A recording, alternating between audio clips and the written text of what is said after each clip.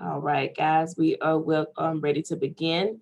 Welcome to our last session for the month of October in our Student Success Series. Today, the topic is going to be effective communication. The title is Effective Communication Makes the Difference. You all will be hearing from one of our success coaches, Miss Troylynn Williams. She is one of our newer success coaches to the North Shore team. She's located at our Connect Success location. And we're super excited to hear from her today on communication. We do have sessions that will be coming up in November, and I will share that information with you all at the end of this presentation. But at this time, I'm going to go ahead and turn the floor over to Ms. Troylynn so that she can help us to communicate more effectively.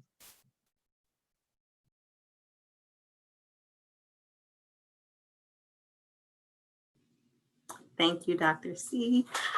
Today, I will be discussing effective communication. I am going to go ahead and share my screen with you all. Just let me know if you can see it.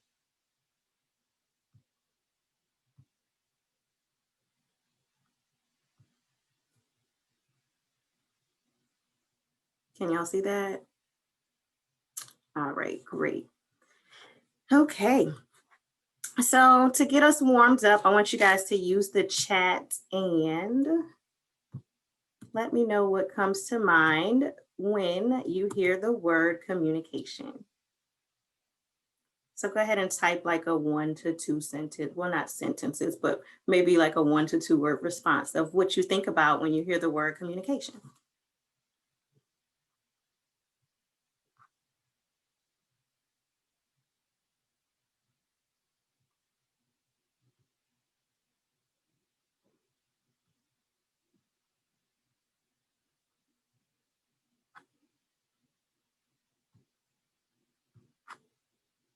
Sorry about that.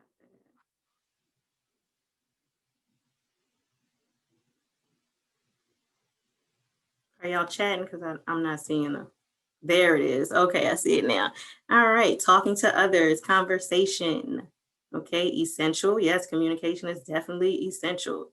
Connecting effectively. Thank you, Ms. Lynn. And sending a message. Great, great. All right. So, though advances in technology have definitely changed the tools that we use to communicate, those basic elements of communication, they pretty much remain the same.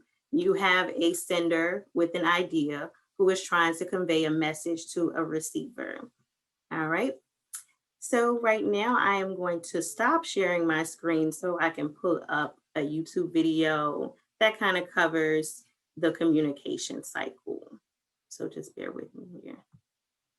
Go.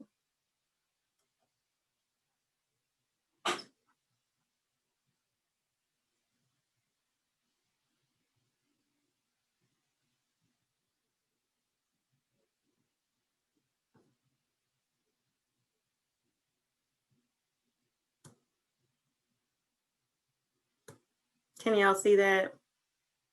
Awesome. Components are going to seem pretty familiar. To begin, How's the audio? Great. we always start with the sender, who has some kind of idea that he is trying to get to a receiver. So that begs the question, how does an idea get from the sender to the receiver? Well, that idea represents the third component in the communication cycle, and that is the message, the idea being communicated. And for our sender here, well, he has a very specific idea in mind. He is in love, and he can't wait to communicate it. So now we arrive at our fourth component, which is the encoding phase. To encode is simply to package the message, and you really only have three different options. They are either verbal, nonverbal, or both. Our sender has decided that a love letter would be the best way to encode his message. This brings us to our fifth component, and that is the channel, which is simply defined as how the receiver takes in the message. Human beings have 5 channels. Think, what else do you have 5 of? If you guessed your 5 senses, you'd be right. Hearing, seeing, and feeling are the primary ways in which human beings take in information. And in this case, if it's a love letter, she will be using sight.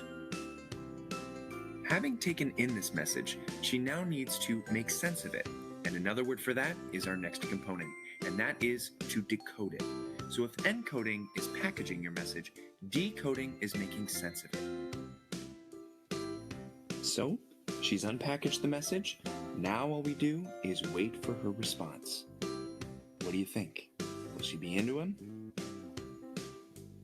Okay, it looks like she is. And that response that she's giving right there, that's our next component. And that is the feedback loop. Any response the receiver gives to the sender. So there you have it, one effective cycle of communication.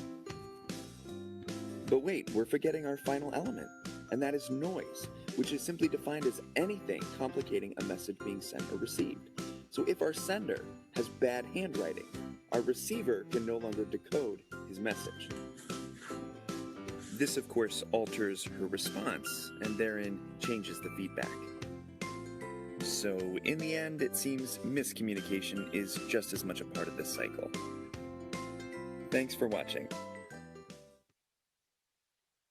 All right, I'm going to stop sharing my screen and get back into the presentation.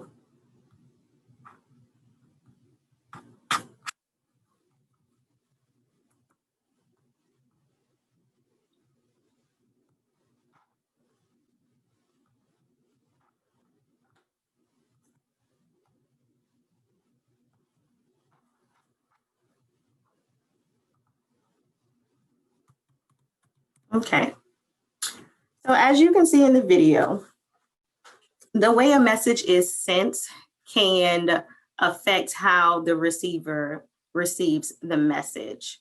We've all been in situations where we were trying to get our point across and it may not have been received well. So that's when you have to stop and think, is there something that I could have done to send my message more clearly? Which brings us to our topic of discussion of effective communication. Effective communication happens when you achieve positive results using communication to express your desired goals. So here at NTCC, it's easy for us to communicate with our friends and our peers, but sometimes it could be a little awkward when we have to communicate with our instructors. But you do have options of how you can communicate with your instructors. You can do that by visiting through their office hours. You can send them an email, or you can call your instructor to schedule a virtual meeting.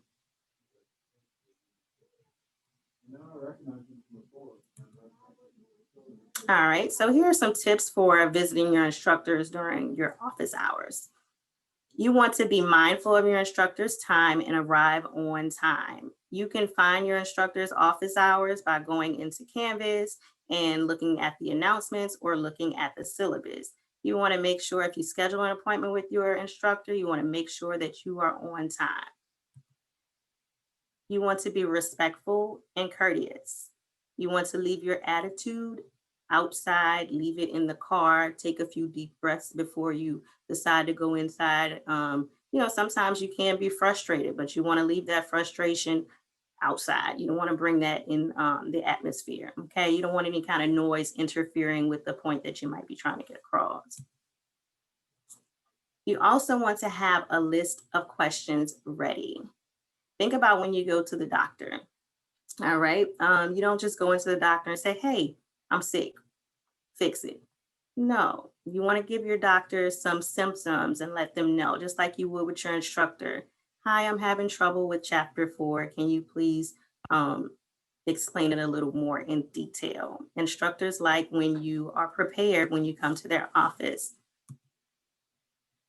Also, you want to accept constructive criticism or feedback. This only helps you improve. When I was a freshman at Southeastern, I struggled with math, college algebra. And my instructor told me, well, Troylynn, if you would come to class, you would probably do a lot better. Okay. All right. So I had to accept that constructive criticism and that feedback from my instructor in order to do better. All right. So I'm going to stop my screen again, stop sharing, and show you another quick video of how you can, visit with your instructor during their office hours. So hang on.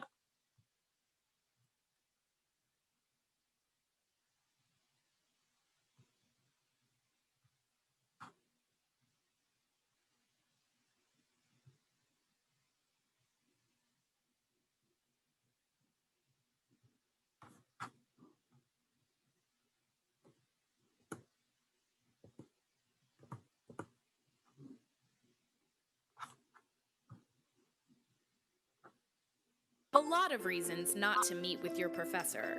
And in student affairs, we've heard them all. Either you work all day or you have too much homework. But we've also heard some pretty crazy excuses. You think your professor might be a little off, a little scary, a little weird. You've heard their office is located near a space-time vortex.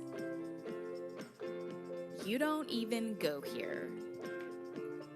However, unless you're that A&M guy, you should try to see your professor at least once a semester. Let's see one student's enthusiastic yet misguided attempt at visiting his professor. Come on in. Hey, Sherwin. Hey, Larry. Sherwin, Hey, sit down. oh yeah, cool.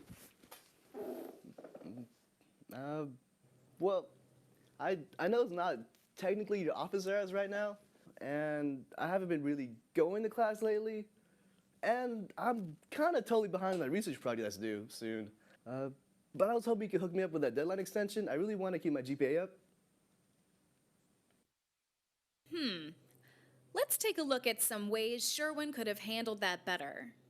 Use your professor's appropriate title. Visit during designated office hours. Come prepared with information and questions. So, let's try that again.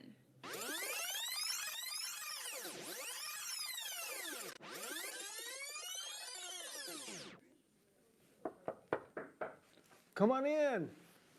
Hey, Dr. Carver. Hey, Sherwin, how are you? Pretty good. How about yourself? Good to see you. See you. Do you have a minute, sir? You bet. Please sit down. All right, cool. Thank you for seeing me. Yeah. What's going on? It's about yesterday's reading assignment. Uh-huh. I'm having a little bit trouble over some of the concept or topics it covers. Okay. I was wondering if we could go more in depth about that. Sure. Also, if we have time at the end, maybe we could discuss some of my ideas I have for the upcoming research project. Okay, let's do that. All right, cool. Awesome. Thank you. Much better. Office hours are a great time for questions, further discussion, and explanations on topics you're currently discussing in class. It can also lead to a great professional relationship that will last through your college career and beyond. I can't believe a year ago I was so afraid to come talk to you. I'm really glad you did, Sherwin. Also, thank you for the recommendation letter. I'm really excited to go to grad school. I am really happy this has worked out, and we're excited that you're going to graduate school, and you keep us posted, okay? Oh yeah, of course. You've helped me so much.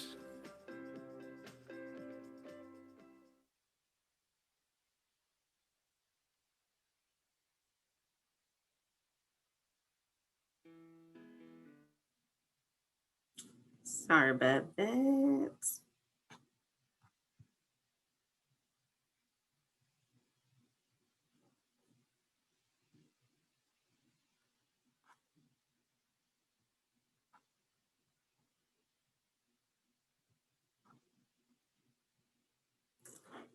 Yeah. All right, let's get back into the presentation. I like that video because that was definitely me when I was in school. Started off kind of rocky. I didn't know how to talk to my instructors. I wasn't aware of office hours and things like that. But as time progressed and I learned a little bit more, I was able to build those relationships with my instructor, and it was very good. So, all right. Let me go ahead and share my screen again.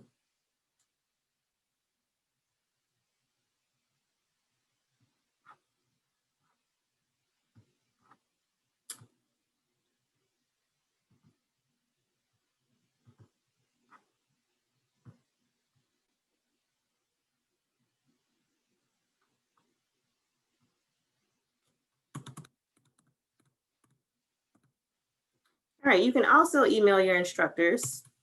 You want to make sure that you are checking your school email regularly. All right, if you have your North Shore email, which you all should have, you want to make sure you're sending your emails to your instructors from that North Shore email. You want to contact your instructor before missing a class or an assignment. If you have a funeral coming up and you know that you have to attend the wake and the repast and you're having dinner at your mom's house after that, you want to make sure that you let your instructor know of these beforehand. That way they'll be more willing to work with you on those type of things. You want to begin and end your emails with the appropriate greetings. Good morning, good afternoon, hi, how are you? And then you want to end with thank you, best, sincerely. Those are good things that you could use to close out an email. You want to include your L number in an email. Your instructor might have 3 or 4 James Madisons this semester. So you want to make sure you include your student ID number when you are emailing your instructor. Proofread. You want to make sure your email is free of grammatical errors and text language. You do not want to abbreviate when you are sending an email to one of your instructors. You do not want to use all caps when you are sending an email to your instructors. You just want to be mindful of that. And if you are not a good proofreader, get someone to proof it for you. Also, allow 48 hours for a response. And you want to follow up if you do not get a response within a week. If you have any questions after you are back and forth emailing your instructor, please request a phone call or try to schedule a virtual meeting with your instructor.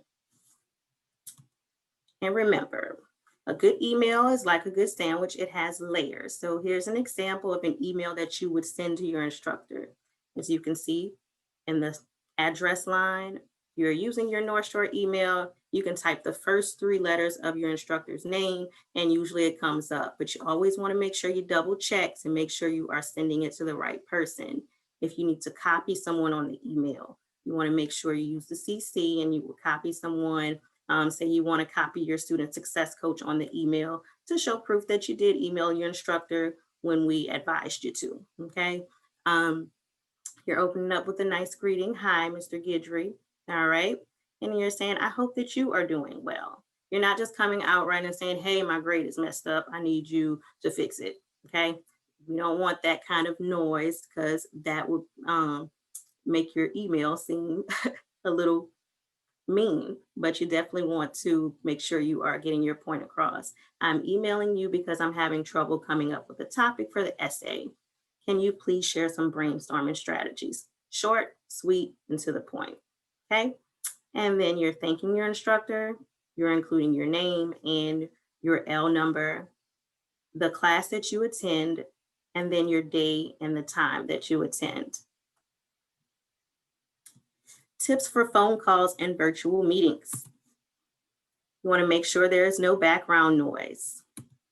Choose a quiet area that is free from distractions such as kids and pets. All right, if you know you're going to be meeting with your instructor, you want to make sure you're doing that in a quiet space. Make sure the kids are in another room, the pets are in another room. And if you have to mute your sound for a minute, mute your sound so you can hear what your instructor has to say. You want to mute your microphone. For virtual meetings, you want to make sure you are dressed appropriately. Also, you want to check your internet and phone connection prior to a meeting. All right, let's just say you're driving from Tickfall and you know the service is bad. That would probably not be the best time to try to contact your instructor, okay? All right, so let's take a break. I want to hear from you guys. What is your favorite method of communication? I would personally like to say that I am a writer. I like to write. I like to send emails. I like to send texts. I like to send checklists and things like that. If I have to speak in front of people, I like to have everything rehearsed hours ahead or days ahead so I can make sure I'm communicating effectively. So I would say my favorite method of communication is definitely writing. But if you guys want to just raise your hand or if y'all want to just pop in and talk for a second, now would be that time to do it. What is your favorite method of communication?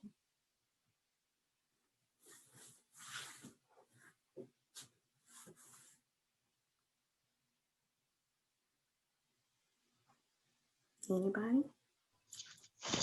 This is Allie. I definitely like to type it out because I have a million thoughts going through my head at one time. So it's nice to get it on paper to organize it. I agree. I definitely agree with that. I see in the chat, somebody says, I'm with you. Writing. Thank you, Miss Lynn. Yes, definitely. Talking. All right. Miss Myrick.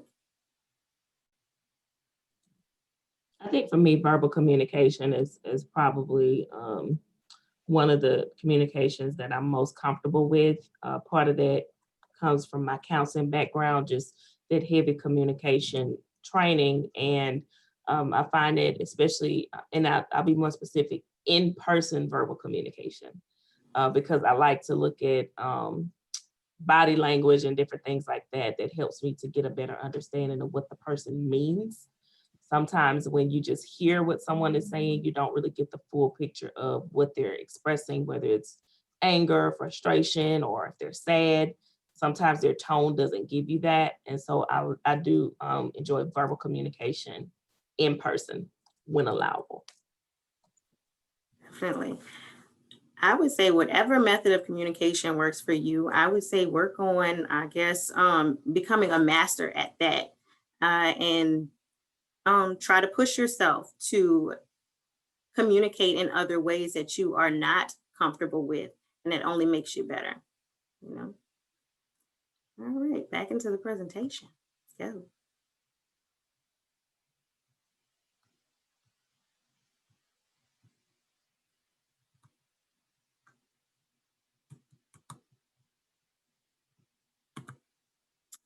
Okay, so communication with classmates. If you are in class, it is okay to, of course, not while your instructor is up there teaching, but you want to communicate with your classmates. Did you know that students who feel they are a part of a learning community do better than those who feel isolated and on their own? If you know another person who is taking the same course, try to coordinate your schedule so that you can study together and talk over assignments.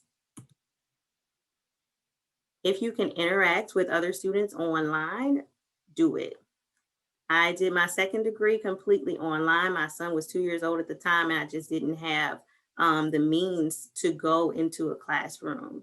But I had to communicate with people from different states and also from different countries. So using those resources that we have now, if you have an iPhone, you can use FaceTime to talk to some of your classmates. You can use Facebook Messenger, Google Duo. There's so many different things, like we're using Zoom right now. So if you can interact and build a learning community of people who are like you, who are trying to achieve their academic goals, you want to make sure that you are communicating effectively with your classmates as well. It's only going to help you in your educational journey. Effective communication can help you receive academic advice and references. It can contribute to your success in online classes. It can help you grow and mature academically and personally. It can help you build those meaningful networking relationships. And last but not least, you will earn respect from your instructors and your peers. When people see that you are taking the responsibility for your education, it makes them take you more seriously. So just communicate, and it will definitely make a difference. So does anybody have any questions?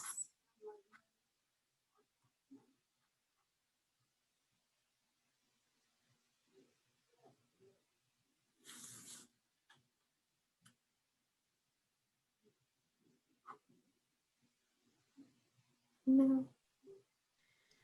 Any questions or additional comments at this time?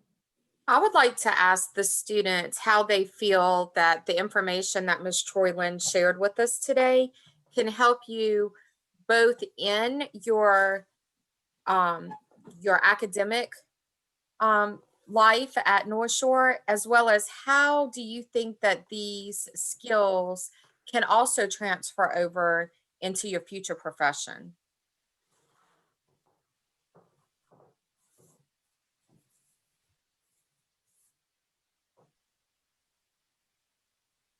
Come on, somebody. Well, I'll jump in there. Thank you. I'll jump in there. I like the organized way that she laid out all the steps so that if you really kind of step back and think first, okay, it's so important to me to get this point across or this question across, then if I stop and I think, how can I best do that and go about that in that very organized, methodical way, then before you know it, that's going to become habitual. It's going to become a habit where I effectively communicate more often, then people will understand me more often. And that's a win-win for everybody. So I really like that organized approach to stopping and thinking before I open my mouth or send an email. It's true. Yeah.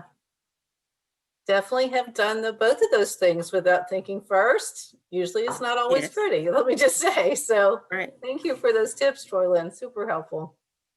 You, Miss Lynn, thank you for your comments. And then the video that talked about that interference that happens, that the message can be great, but that one thing can come to completely skew the message because it's not understood or it's taken in the wrong tone or text. And that's why it's important that when we communicate, we try to be as clear and as concise as we can to make sure that individuals truly understand. I know one thing that I find myself doing is saying something and then repeating it to make sure that the person, in a different way, to make sure that the person truly understands where I'm coming from, kind of explaining. Sometimes if you just say something direct, it could go multiple ways. And so providing that context of where you're coming from, taking the time to fully explain, make sure that the individual understands with written communication, reading it back to yourself. Sometimes you have to compose. I've gotten in the habit of composing emails and setting them to send at a later time because I'll go back to it and reread it at a 30 minutes later, go back to it and reread it to make sure that when I read it from a fresh view, that I'm still getting the same message that I'm trying to send. Because a lot of times you're saying it from your perspective, but you're not really thinking about how the receiver could be reading the message. So that helps sometimes as well. Yeah, that's a super good tip there too, Dr. Montgomery, to just wait and then regroup and rethink about it, which goes right into what Troylynn is saying. I think a little preparation ahead of time can make all the difference in the world. Definitely. Especially if it's a difficult conversation. If it's something that, as myself being in a leadership role, there's several of our leadership team on the call. When you're having to have a difficult conversation, maybe it's something that's frustrating to you, or you really have to monitor your tone in the email. You have to monitor the words that you're using. Because your team knows you. So they know when you use certain phrases and certain words that you're upset. So you have to kind of take a step back and say, let me cool off, go back, revisit. Sometimes you have to revisit 5 times before you can press send on the email. And sometimes it's good to allow someone else to read the message to make sure that you're not coming off with a negative tone. Hi, this is Samoa Hempling, Student Success Coach at Lacombe. I wanted to say I appreciated how Troylynn kind of threw out what I kind of interpreted as a challenge, because personally, I am a more face-to-face communicator. However, in this COVID climate, we have not been able to do that. And so which I didn't like necessarily talking on the phone or sending out emails because it felt a little impersonal.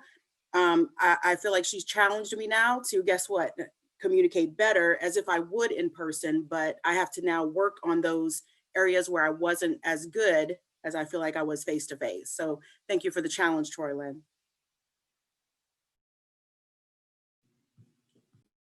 Anytime, Samoa. And I'm having a challenge right now with the technical difficulties right now, but Definitely, anytime. Just continue to push yourself. That's what I want to encourage all the students who are listening to do. The world is constantly changing, and we're going to have to continue to adapt. But we here at North Shore, we're all here for you, and we want you guys to know that. We give you, several different ways that you can communicate and reach out to us. So just be mindful of that. Anybody else have a comment, question? I see someone in the chat said they work for as a manager for a local government, and communication is needed. Yes, it definitely is. If you're a manager, you have to communicate all the time. Yeah, there's ups and downs. I have to communicate up and down with other employees. So I'm sure you know exactly what that's like. All right. And it's also, it's important sometimes to know your audience too, when you go to communicate, and the way you talk to a 5-year-old child isn't the same way that you're going to talk to a 30-year-old woman. I mean, you have to know your audience and make sure that the word choices, like Dr. Montgomery had spoken about, are developmentally appropriate, or even, I mean, it doesn't even have to be age differentiation.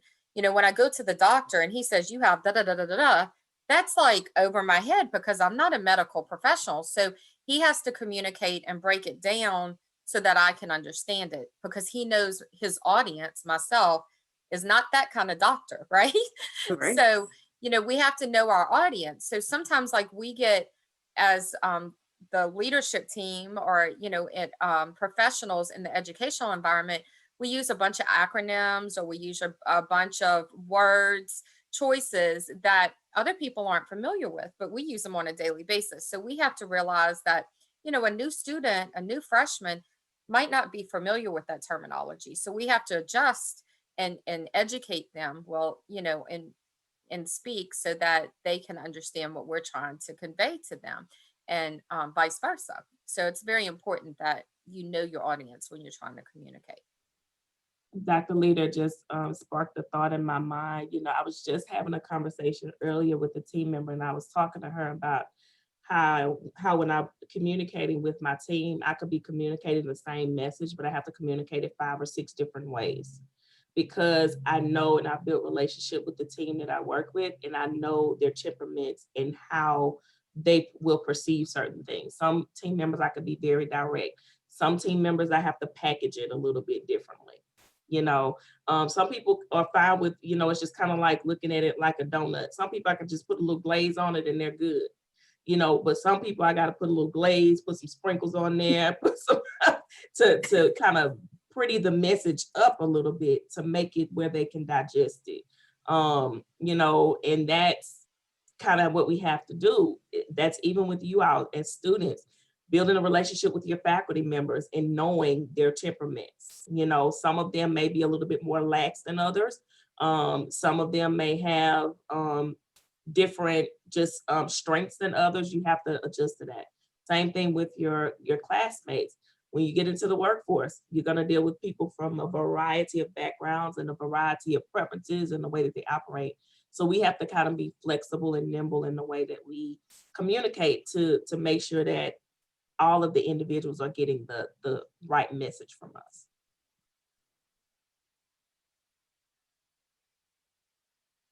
I think last week we talked about, it was last week that we talked about learning styles and the diversity of learning styles and how people learn differently. And Dr. Montgomery talked about how sometimes people get information differently, receive information differently. And I think that that's something that, we need to think about. Our personalities are different. We have different backgrounds and we have different experiences. And so we have to appreciate that in each other. We have to appreciate that with each other and realize that's what makes us so rich, is having the different perspectives, the different personalities, the different ways to deliver a message. I know I always go to Dr. Montgomery when I'm like, okay, I'm thinking this, what do you think? And she's done that back to me. And I appreciate that she has gifts that I don't possess. And I think she thinks that about me. And so we appreciate each other. And that's what makes our relationship rich, which enhances our college as a whole. And I can say that about every team member on this call. And so I think as students, you have to think about that and appreciate that, not just in the classroom, but as you have other experiences in the professional setting and with your family members and just in life in general, you have to appreciate those differences, because sometimes it's hard to communicate with certain people. And sometimes it's hard to get certain messages across, but also those same characteristics can enhance another area. And so I think we all just have to appreciate each other and realize that that's why we were all made differently. I like what you said about different experiences, Dr. Leader, because, if you're speaking with someone who has children and, your instructor does not have kids, they may not understand that, but they may be able to talk to someone else who does have children, and, they might be able to help them communicate that message a little bit more effectively. So that things make, that makes a difference, just like you said.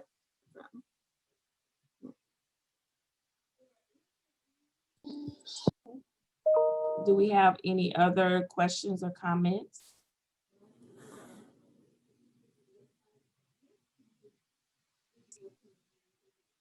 Well, I would like to say thank you to everyone for joining in this week. Another great presentation. These have been awesome for the month of October. Every single presentation has been helpful and encouraged us to just be better and to be stronger in a specific area. So I'm very thankful to our success coaches for taking the time to really challenge us all to be stronger. Troylynn, you did an excellent job today in your presentation. And I'm going to share my screen really quickly so I can show you guys what to expect for November. It's not over. We are continuing the series. You guys should be able to see the month of November schedule. So we have on November 4th, set your goals on success. Ms. Lynn Becknell will facilitate that conversation. Then November 10th, stress management. I could use that every day. So I'm excited about that presentation by Lizanne Colgrove. And then our last presentation for the semester will be test anxiety. And we will see Ms. Troylynn again. So I will be sending these all out to everyone so you can have them. Also through our student success webpage on the website, if you click on the students tab, you can see that link at the bottom. And it is available for you to view our webpage, view all of these workshops from the spring and also the fall. Also, our Wellness Week workshops are on there, and I'm going to be also adding some question and answer sessions from our chancellor. So that's going to basically be a hub for any videos or presentations that you missed that will be available to you to go back at your leisure, and make sure that you gather that information, because we have really had some great workshops this past year for sure. So we're super excited about that, and we thank each of you for joining us on today. We look forward to seeing you all next week. Make sure that you are checking your email and our website. As you all know, we have yet another hurricane headed this way. Oh, 2020. But that's all I can say, 2020. But so just make sure you're checking your email, check our website. If you have not signed up for our emergency notification system, make sure that you do that, because we will send our correspondence if anything changes. We will let you all know about any adjustments to our schedule that may need to happen, okay? Do we have any other questions before we end the call?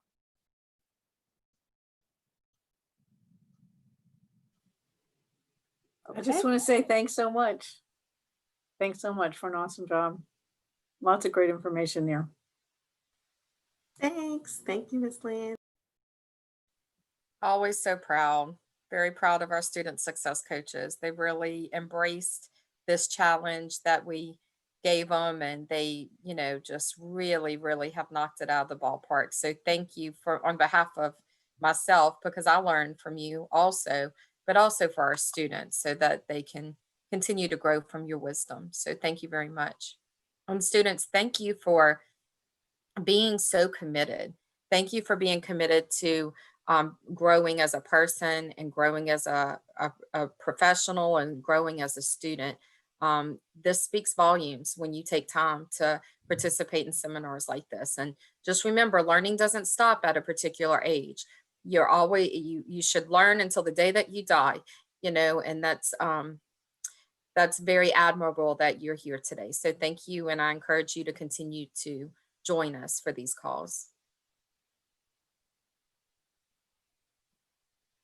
Right. Great job, guys. And we look forward to next week. Everyone be safe. Have a great week, and we'll see you next week.